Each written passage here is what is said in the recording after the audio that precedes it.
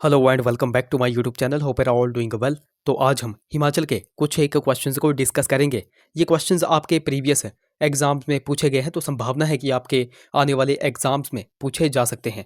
इससे पहले हम पार्ट 48 यानी कि 48 वीडियोस ऑलरेडी डिस्कस कर चुके हैं, जिनमें हमने सिर्फ और सिर्फ हिमाचल के क्वेश्चंस को डिस्कस करके रखा हुआ है।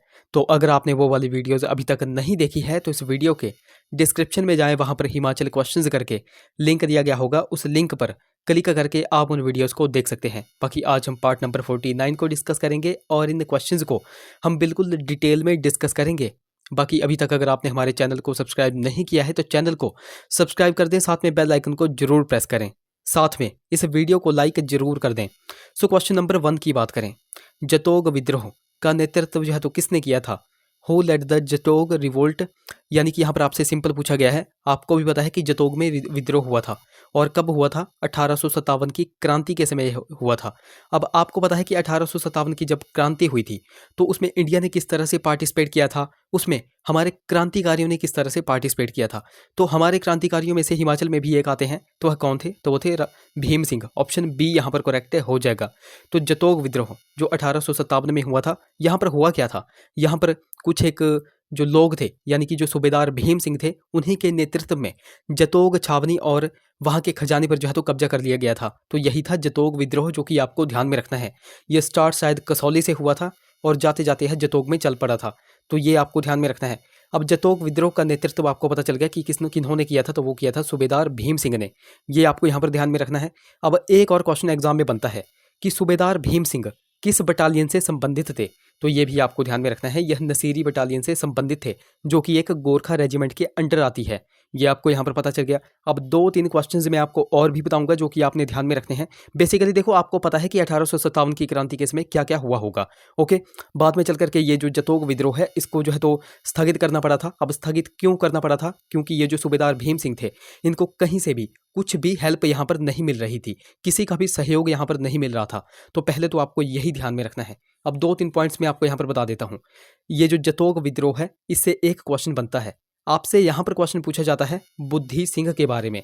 किन के बारे में? बुद्धि सिंह के बारे में आपसे क्वेश्चन बनता है कि ये जो बुद्धि सिंह थे, यह जो है तो किस विद्रोह से संबंधित है या किस रिवोल्ट से संबंधित है? तो ये आपको ध्यान में रखना है कि इनका संबंध है जतोग विद्रोह से। किससे है? जतोग विद्रोह से। अब ये जतोग विद्रोह हुआ था 1857 की क्रांति के समय।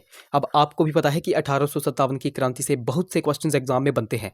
अब बोलने को तो मैं आपको यहाँ पर इंडिया के कॉन्टेक्स्ट में भी यहाँ पर बता सकता था, बट यहाँ पर हिमाचल की बात आई है तो हिमाचल के संबंध में कुछ एक क्वेश्चंस अगर हम देखें, जैसे कि 1857 की क्रांति के समय बिलासपुर का राजा कौन था? ये क्वेश्चन बहुत बार एग्जाम में बनता है।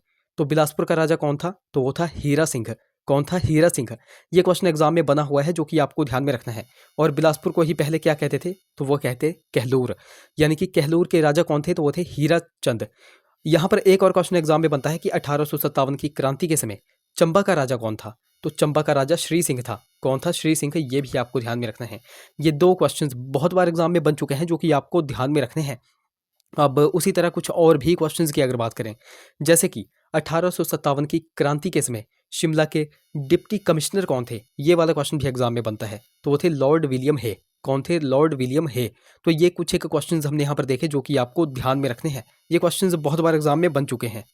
नेक्स्ट हमारा क्वेश्चन है, क्वेश्चन हमारा 2 है। बिलासपुर जिले के किस स्थान पर मार्कंडेय मंदिर स्थित है? At which place in Bilaspur district is the Markandeya temple situated? तो बिलासपुर जिले में मार्कंडेय मंदिर कहाँ पर है? क्या यह जुखाला में है? क्या यह चंदपुर में है? क्या यह जगत खाना में है? या फिर क्या यह घुमारवी में है? तो ये कहाँ पर है? तो ये है जगत खाना में। ऑप्शन सी यहाँ पर करेक्ट हो जाएगा। इस तरह के फैक्चुअल क्वेश्चंस आपके एग्जाम्स में बनने की संभावना है, तो आपको इसके लिए जो है तो प्रिपेयर रहना है और बार बार इन क्वेश्चंस को आपको रिवाइज करना है। अब यहाँ पर हमको एक पॉइंट पता चल गया कि बिलासपुर जिले में मार्कंडेय जो मंदिर है यह कहाँ पर है? तो ये एग्जैक्ट जो है तो जगत खाना में है। अब जगत खाना यहाँ पर बना तो आपके माइंड में एक क्वेश्चन बनना चाहिए, अगर आपने बिलासपुर डिस्ट्रिक्ट पढ़ा हुआ है तो एक तो हो गया जगत खाना टैंक और एक हो गया स्वारघाट टैंक। एक हो गया स्वारघाट टैंक।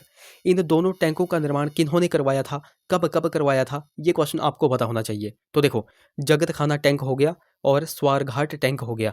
इन दोनों का ही निर्माण 1874 में करवाया गया था और 1874 में बिलासपुर के राजा कौन थे? तो वो थे राजा हीरा सिंह। कौन थे? राजा हीरा सिंह। और ये वही राजा हीरा सिंह है जो कि मैंने आपको बताया कि 1857 की क्रांति के समय थे, और इन्हीं के शासनकाल को, ये जो राजा हीरा चंद है ना, इन्हीं के शासनकाल को बिलासपुर का स्वर्ण काल भी कहा जाता है। तो ये भी आपको ध्यान में रखना है। तो 2-3 पॉइंट्स हमने यहाँ पर भी लिंक कर दिए जो कि आपको ध्यान में रखने हैं। अब कुछ और की भी अगर बात करें, जैसे कि कौन से जिले को सतधार कहा जाता है, तो ये भी आपने ध्यान में रखना है कि बिलासपुर को सतधार कहा जाता है क्योंकि यहाँ पर 7 पहाड़ियाँ हैं। अब वो 7 पहाड़ियाँ कौन कौन सी हैं? तो उनमें एक तो सबसे पहले आ जाती है नैना देवी पहाड़ी, फिर कोट पहाड़ी धार आ जाती है, फिर झांझियार धार आ जाती है, त्यूण धार हो गई, उसके बाद बंतला धार हो गई, रतनपुर धार हो गई, बहादुरपुर धार हो गई। तो ये टोटल कितनी धारें हो गई? तो ये हो गई 7 धारें। अब यहाँ पर सबसे पहली धार मैंने आपको बताई नैना देवी धार। तो आपसे यहाँ पर क्वेश्चन बनता है कि कोट कहलोर किला और फतेहपुर किला ये कौन सी धार या फिर कौन सी पहाड़ी में स्थित है? तो ये आपको ध्यान में रखना है कि यह नैना देवी पहाड़ी में है। कहाँ पर है? नैना देवी पहाड़ी में है। और एक मैंने आपको बताया ये जो बहादुरपुर धार थी, ये सबसे लास्ट में मैंने आपको बताया कि बहादुरपुर धार। तो एक क्वेश्चन आपसे एग्जाम में बनता है कि बिलासपुर का सबसे ऊंचा स्थान जो है तो कौन सा है? तो वो बहादुरपुर ही है। ये भी आपको ध्यान में रखना है। यानी कि बहादुरपुर चोटी हिमाचल की, ये बिलासपुर की सबसे ऊंची चोटी है। ये भी आपको ध्यान में रखना है। तो ये भी हमने 1-2 पॉइंट्स यहाँ पर देखे जो कि आपको ध्यान में रखने हैं। कुछ और की भी अगर बात करें, आपको पता है कि बिलासपुर में कुछ एक वैलीज भी हैं।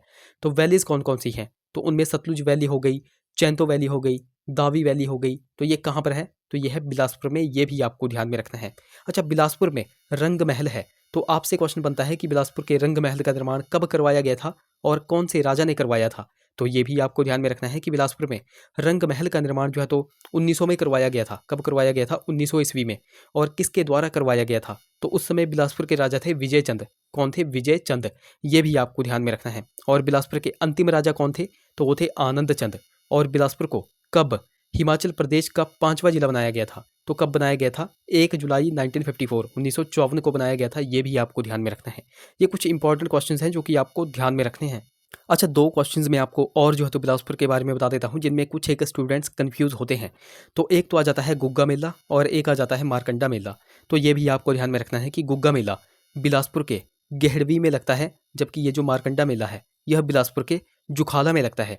बिलासपुर में ही एक और मेला लगता है, तो वह है नलवाड़ी मेला। और नलवाड़ी मेले की शुरुआत डब्ल्यू गोल्डस्टीन के द्वारा 1889 में करवाई गई थी। ये भी आपको ध्यान में रखना है। अगला क्वेश्चन, लॉर्ड कर्जन पहली बार चंबा कब आए थे? When did Lord Curzon visit Chamba for the first time? तो लॉर्ड कर्जन पहली बार अपनी पत्नी सहित चंबा कब आए थे? यह इनके साथ जो है तो इनकी पत्नी भी आई थी। तो वो कब आए थे? तो वो आए थे 1900 ईस्वी में। ऑप्शन ए यहाँ पर करेक्ट हो जाएगा। तो यहाँ पर आपको एक पॉइंट यहाँ पर पता चल गया। अब कुछ और भी क्वेश्चंस हैं जो कि चंबा के बारे में पूछे जाते हैं, जैसे कि रावी नदी कहाँ पर बहती है? तो वो बहती है चंबा जिले में। और रावी नदी की सबसे बड़ी सहायक नदी कौन सी है? तो वो है सियूल नदी। कौन सी है? सियूल नदी। और चंबा जिले की सबसे उपजाऊ घाटियाँ कौन कौन सी हैं? तो उनमें एक तो आ जाती है भटियात घाटी और एक आ जाती है सिहुंटा वैली। तो ये भी आपको ध्यान में रखनी है। अच्छा, चंबा के राजाओं के बारे में हमें कहाँ से देखने को मिलता है या फिर कहाँ पर इनका विवरण दिया गया है? तो देखो, याद ध्यान में रखना है कि चंबा के राजाओं के बारे में जो विवरण हमें देखने को मिलता है तो वह कलहण की राज तरंगिणी में देखने को मिलता है। कहाँ पर? कलहण की राज तरंगिणी में। और चंबा की स्थापना 550 ईस्वी में। ये डेट देखो बहुत बार एग्जाम में बन चुकी है कि चंबा रियासत की स्थापना कब की गई थी? तो वो की गई थी 550 ईस्वी में। और किन्होंने की थी? राजा मारू ने की थी। ये भी आपको ध्यान में रखना है। कुछ और भी क्वेश्चंस की अगर बात करें, जैसे कि चंबा आने वाले पहले यूरोपियन कौन थे? तो वो थे विग्ने और जनरल कनिंघम, जो कि 1839 में चंबा आए थे। और उस समय चंबा का राजा था चढ़त सिंह। एक और क्वेश्चन एग्जाम में बनता है कि लॉर्ड मेयो कब जो है तो चंबा आए थे? तो वो आए थे 1871 में, 1871 में। तो 3 पॉइंट्स आपको ध्यान में रखने हैं। पहला पॉइंट, ये जो लॉर्ड कर्जन थे यह चंबा कब आए थे? तो ये आए थे 1900 में। उसके बाद आपको ध्यान में रखना है कि चंबा आने वाले पहले यूरोपियन कौन थे? तो पहले यूरोपियन थे विग्ने और जनरल कनिंघम, जो कि 1839 में चंबा आए थे। और एक और पॉइंट मैंने आपको बताया कि लॉर्ड मेयो जो चंबा आए थे तो वह कब आए थे? तो वो आए थे 1871 1871 में। ये 3 पॉइंट्स बहुत बार एग्जाम में बनते हैं जो कि आपको ध्यान में रखने हैं। और चंबा का हमने पहला राजा देख लिया था कि चंबा रियासत की स्थापना किन्होंने की थी? राजा मारू ने की थी। जबकि चंबा का अंतिम शासक कौन था? तो वो था राजा लक्ष्मण सिंह। कौन था? राजा लक्ष्मण सिंह। ये भी आपको ध्यान में रखना है। और चंबा को कब जो है तो हिमाचल का हिस्सा बनाया गया था? तो चंबा को 15 अप्रैल 1948 को चंबा रियासत को हिमाचल में मर्ज कर दिया गया था। ये भी आपको ध्यान में रखना है।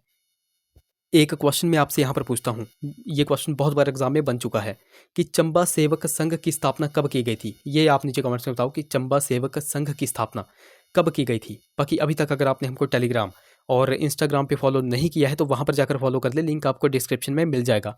बाकी देखो लिंक कई बार चलता नहीं है तो आपको सिंपली टेलीग्राम पे जाना है और @Let's Prepare 2 सर्च करना है, आपको हमारा चैनल मिल जाएगा। उसी प्रकार आपको इंस्टाग्राम पे जाकर के लेट्स प्रिपेयर टुगेदर सर्च करना है। अगर कोई क्वेरी होगी तो आप मुझे इंस्टा पे मैसेज कर सकते हैं। नेक्स्ट हमारा क्वेश्चन है, क्वेश्चन हमारा 4 है। 84 साधु समूह के नेता के रूप में साहिल वर्मन को 10 पुत्रों व 1 पुत्री का पिता बनने का आशीर्वाद किसने दिया था। 84 who led blessed Sahil Varman as the leader of the sadhu group to be the father of 10 sons and a daughter. तो वह कौन थे, तो वह किन्होंने दिया था, तो वो दिया था गुरु योगी चरपटनाथ ने। ऑप्शन डी यहाँ पर करेक्ट हो जाएगा। अब ये जो 84 साधु थे यह कहाँ पर थे, तो ये थे चंबा में, और इनका नेता कौन था, तो ये था गुरु योगी चरपटनाथ। और ये जो राजा साहिल वर्मन है तो राजा साहिल वर्मन के गुरु कौन थे, तो ये भी यही थे, गुरु योगी चरपटनाथ। और इन्होंने ही राजा साहिल वर्मन को 10 पुत्रों व 1 पुत्री का पिता बनने का जो है तो आशीर्वाद दिया हुआ था। अब यहाँ से हम क्वेश्चंस को किस तरह से लिंक कर सकते हैं।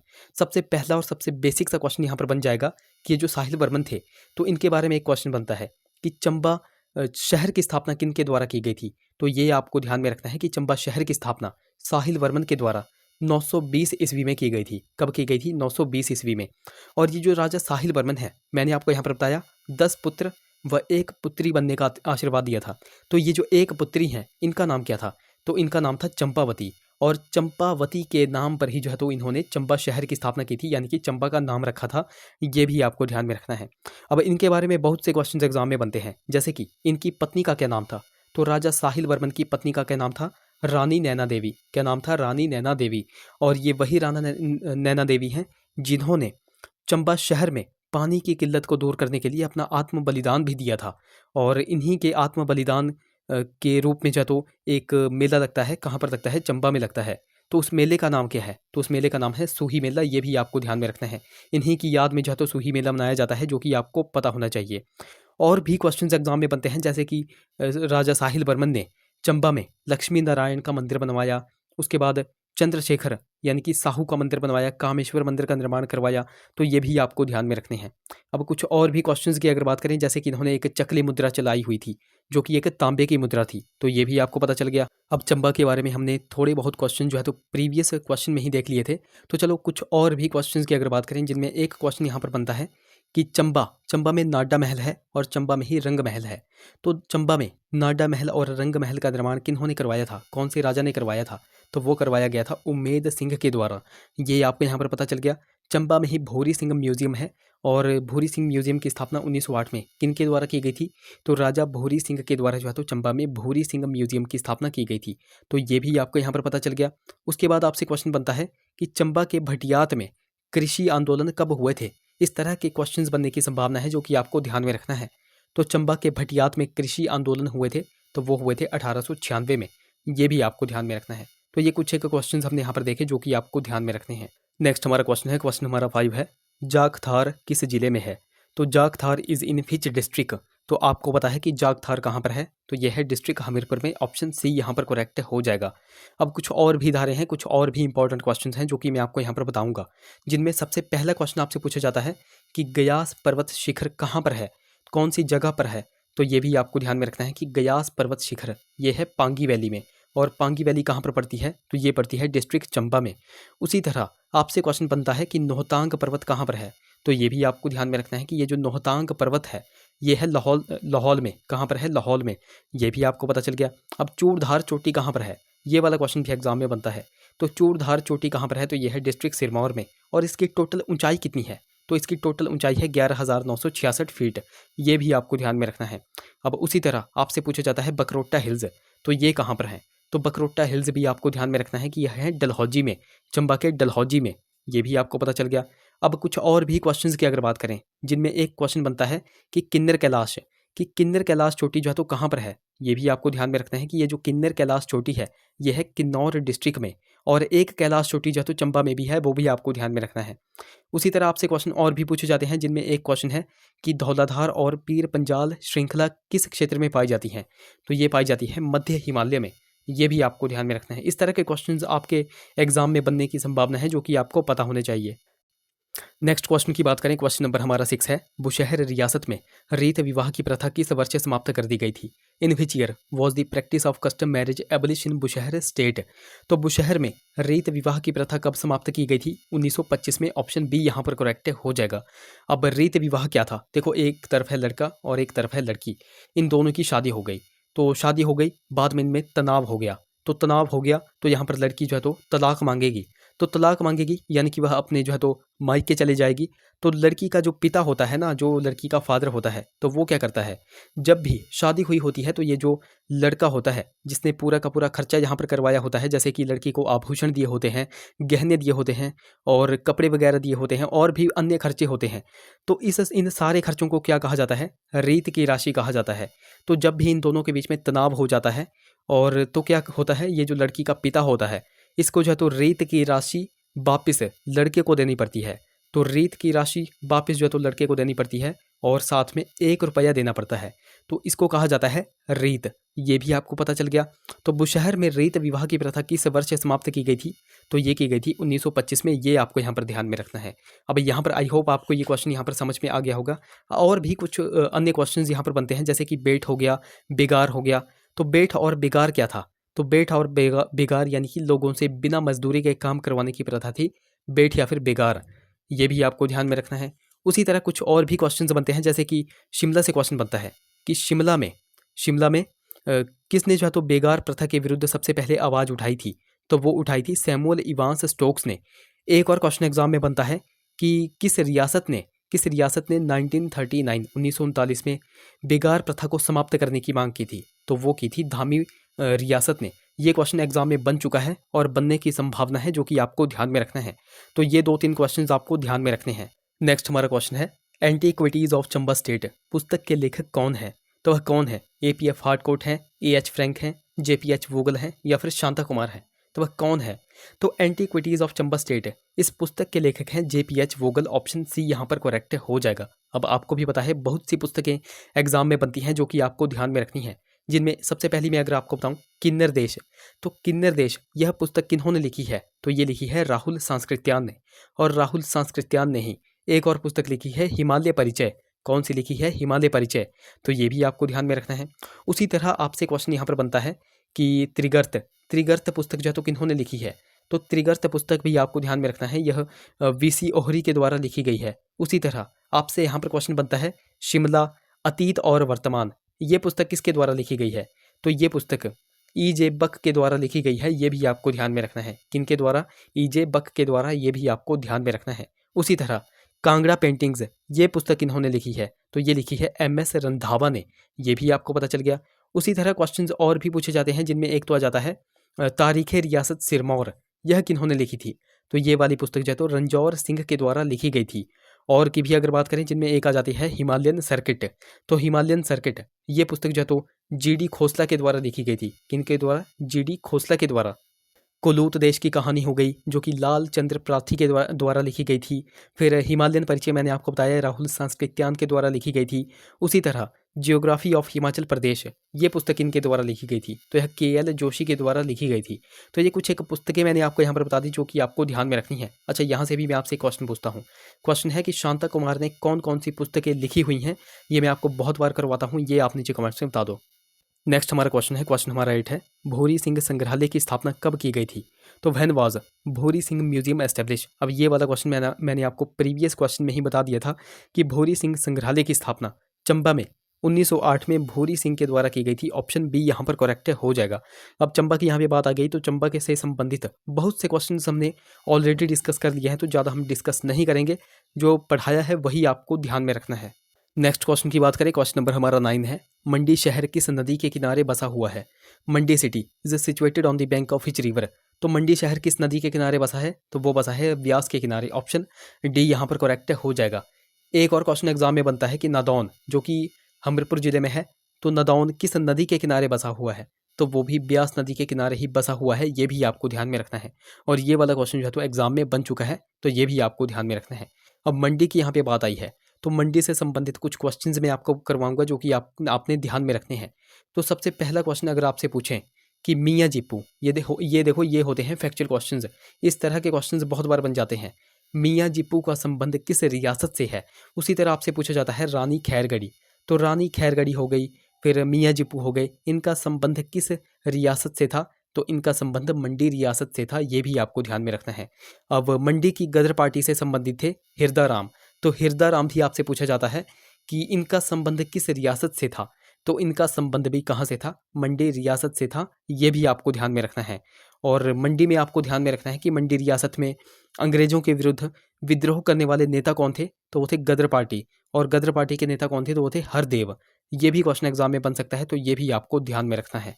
आपसे क्वेश्चन बनता है कि कमलागढ़ किला कहाँ पर है? तो वो है मंडी जिले में, ये भी आपको ध्यान में रखना है। और कमलागढ़ किला की स्थापना जो है तो किनके द्वारा की गई थी? मंडी के कौन से राजा के द्वारा की गई थी? तो वो की गई थी सूरज सेन के द्वारा, और कब की गई थी? 1625 में। ये वाला क्वेश्चन एग्जाम में बन सकता है, तो ये भी आपको ध्यान में रखना है। अच्छा, मंडी जिले में ही जो है तो दमदमा महल है, तो दमदमा महल कहाँ पर है? तो यह है मंडी जिले में। और इसकी भी स्थापना किसके द्वारा की गई थी? तो वो भी सूरज सेन के द्वारा ही की गई थी। तो दो क्वेश्चन हमने यहाँ पर देखे, कमलागढ़ किला और दमदमा महल, इन दोनों की स्थापना मंडी के राजा सूरज सेन के द्वारा करवाई गई थी, तो ये भी आपको पता चल गया। नेक्स्ट हमारा क्वेश्चन है, क्वेश्चन हमारा 10 है, चंबा जिले का कुल क्षेत्रफल 6528 वर्ग किलोमीटर है, जो हिमाचल प्रदेश के कुल क्षेत्रफल का कितना प्रतिशत है? तो वह कितना प्रतिशत है? तो वह 11.72%। ऑप्शन बी यहाँ पर करेक्ट हो जाएगा। अब यहाँ पर चंबा की ही बात आई थी, तो चंबा के बारे में हमने ऑलरेडी बहुत से क्वेश्चंस डिस्कस कर लिए हैं, जो कि आपको ध्यान में रखने हैं। तो ये थे हमारे कुछ क्वेश्चंस। आई होप वीडियो आपको इन्फॉर्मेटिव लगी होगी। अगर वीडियो अच्छी लगी है तो जरूर से वीडियोस को लाइक करें, शेयर करें, चैनल को सब्सक्राइब करें, साथ में हमें टेलीग्राम और इंस्टाग्राम पे फॉलो करना बिल्कुल ही ना भूलें। तो चलिए मिलते हैं अगली वीडियो में। Till then take care.